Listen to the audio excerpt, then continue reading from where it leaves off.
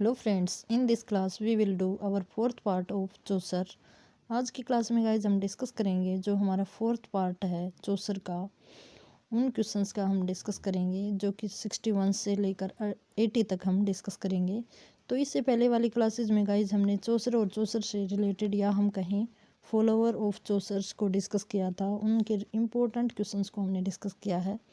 तो in this class we will also discuss 61 question is Who amongst the following is generally considered to be the chief of the Scottish Chaucerian? देखो guys, ये question पहले भी आया था। Only जो इसका जो पोस्चर है क्वेश्चन का वो चेंज कर दिया।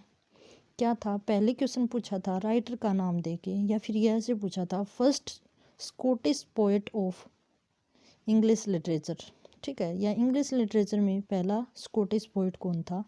तो इसका आंसर था हमारा विलियम डनबर, ठीक है, ये इसका आंसर था। ये हमारे फर्स्ट स्कॉटिश चौसरियन पोइट हैं। ओके, नाउ नेक्स्ट क्वेश्चन है, इसी फॉर्म में और इसी टाइप से क्वेश्चन पुट किए जाएंगे गाइस, जो काफ़ी इंपॉर्टेंट है आपके स्क्रीनिंग एग्जाम के साथ ही साथ हमारा जो KVS की वैकेंसीज आएंगी उनके लिए भी इक्वल इम्पोर्टेंस रखता है। तो हम 100 क्वेश्चन की जो सीरीज़ है इसको कंप्लीट कर रहे हैं। फिर उसके बाद हम जो हमारी नेक्स्ट एज रहेगी रेनेशा, उसको भी डिस्कस करेंगे। Now next is the polish of honour is an elaborate and careful work of. इसने क्या पूछा है, द पॉलिश ऑफ ऑनर है वो किसका वर्क है या किसने इस वर्क को डिस्कस किया। तो जो इसका आंसर होगा वो होगा गैविन डगलस। जो गैविन डगलस है, देखो गाइज, ये हमारे मेजर जो राइटर थे, पोइट थे, वो ओनली चौसर ही थे 14th सेंचुरी के। ये उनके फॉलोवर और कुछ कंटेम्परेरीज हैं जिन्होंने हल्के फुल्के या हम कहें माइनर क्वांटिटी में ये वर्क लिखे हैं हमारे इंग्लिश लिटरेचर में, ठीक है। Now next is the ship of fools is a poem based on translation of German work authored by. कहता है कि जो शिप ऑफ फूल है वो एक वर्क है। पहले तो हम बात कर लेते हैं किसका वर्क है। तो ये जो वर्क रहता है वो है सबस्टैन ब्रांट। क्या है, सबस्टैन ब्रांट, ये राइटर हैं और इनका वर्क है। ऐसे आ जाए कि who is the author of the ship of fools, तो हमारी कौन है, सबस्टैन ब्रांट इनके ऑथर हैं।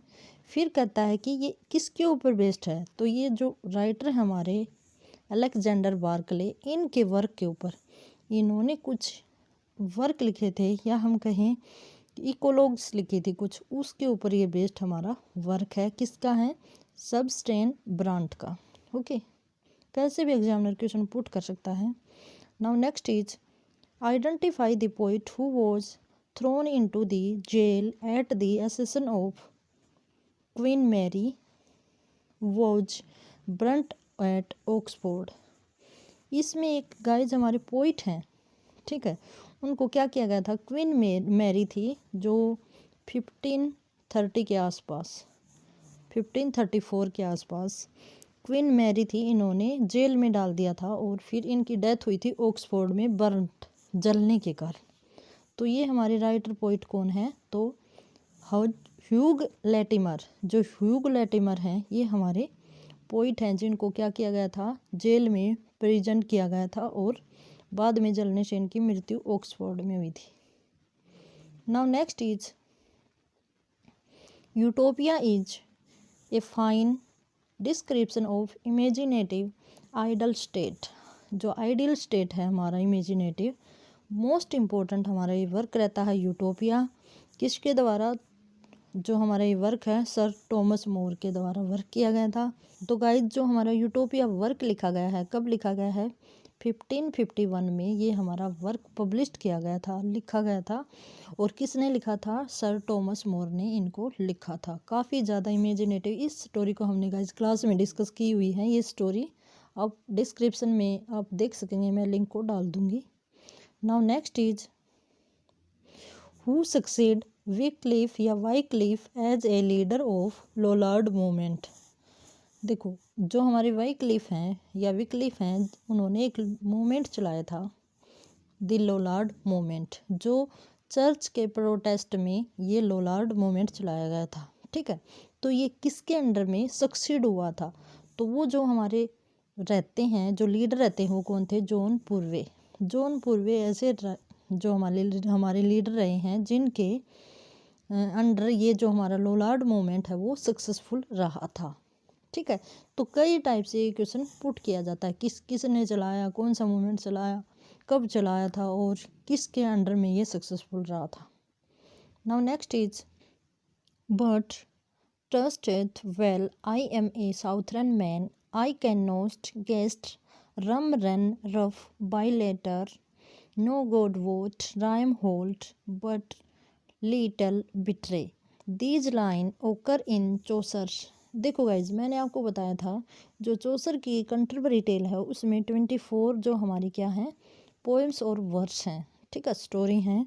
तो उनमें जो फर्स्ट है वो काफ़ी इंपॉर्टेंट है, जो नाइट्स टेल थी। फिर एक रहती है लास्ट जो कि इक्वल इम्पोर्टेंस रखती है। तो लास्ट लाइन जो लास्ट हमारी जो चौसर की जो टेल थी कंटेम्परेरी टेल में, तो उससे ये लाइन ली गई हैं। तो हम इनको भी 1 बाय 1 करेंगे जो इम्पोर्टेंट है हमारी। तो लास्ट थी वो कौन सी थी? The parson tale. ये मोस्ट इम्पोर्टेंट रहती है हमारी। यहाँ से कंटेम्परेरी टेल से 100% क्वेश्चन है वो पुट किया जाता है। Now next is regarding whom the critic Matthew Arnold opined this statement with him is born our real poetry। तो ये क्रिटिक थे हमारे मैथ्यू अर्नोल्ड, जिन्होंने क्रिटिसाइज़ किया है काफ़ी ज़्यादा हमारे जोफ्री चौसर को। इन्होंने एक इससे पहले वाली क्लासेस में एक क्वेश्चन आया था कि जो इनके करैक्टर हैं वो सीरियसनेस नहीं है उनमें, तो ये स्टेटमेंट दी थी। अब जो स्टेटमेंट है वो क्या है? With him is born our real poetry, कि इनके साथ ही हमारी रियल पोइट्री का क्या हुआ है? जन्म हुआ है। तो किसके बारे में कहा है? ये जियोफ्री चौसर के बारे में इन्होंने कहा है। Now next question is which of the following characteristics is not applicable for of ballad. जो बैलेड है इसके लिए कौन सी कैरेक्टरिस्टिक्स ऐसी है जो सही नहीं है? तो यहाँ हम पढ़ते हैं, तो गाइज हम क्या पढ़ते हैं? इट डज नॉट मोरलाइज और प्रीच। ये तो वेरी क्या कहा जाता है, ये तो हो सकती है, कोई भी वैलिड है वो क्या हो सकती है? मोरलाइज भी हो सकती है और नहीं भी हो सकती है। It has general absence of figure of speech, नहीं, ये भी इसकी करेक्टरिस्टिक है। It has frequency of parallelism in phrase and ideas, ये भी है। It does not have use of dialogue, ये गलत है क्योंकि इसमें डायलॉग का यूज किया जाता है, ये नोट नहीं होना चाहिए था। ठीक है, तो यही हमारा करेक्ट आंसर है कि इसकी करेक्टरिस्टिक ये नहीं है कि इसमें डायलॉग का यूज नहीं होता, इसमें डायलॉग का यूज होता है 100%, स्टोरी फॉर्म में होती है ये। Now next is a distinction is made between a miracle play and a mystery play in the country. अब कहता है कि जो डेस्टिनेशन है या फिर हम कहें ओरिजिन है वो कहाँ से हुआ है? जो मिरेकल और मिस्ट्री प्ले हैं तो इनका ओरिजिन कहाँ से हुआ है? फ्रांस से हुआ है। यूनान, ग्रीक, फ्रांस से इसका ओरिजिन हुआ है। Now next is which one is the first important English treatise on education. तो यहाँ हम क्वेश्चन आंसर की बात करें तो जो हमारे आंसर रहता है वो क्या रहता है? इसमें जो ऑप्शन नंबर बी है हमारा बिल्कुल राइट है। द स्कूलेकम ऑफ शोल्स 1570, ये इसका आंसर रहता है। Now next question is which one is the considered of earliest extent regular comedy in English literature या इंग्लिश लैंग्वेज। जो रेगुलर कॉमेडी है वो कौन सी मानी गई है इंग्लिश लिटरेचर की? तो ये रहती है गाइज हमारा option number second, Ralph Roister Doister. Ralph Roister Doister है वो इसकी क्या मानी गई है हमारी बिल्कुल राइट, इसका वर्क माना गया। तो फ्रेंड्स जो हमारी राल्फ रॉयस्टर डॉयस्टर है वो कब पब्लिश की गई थी? तो ये पब्लिश की गई थी गाइज 1552 में ये पब्लिश की गई थी।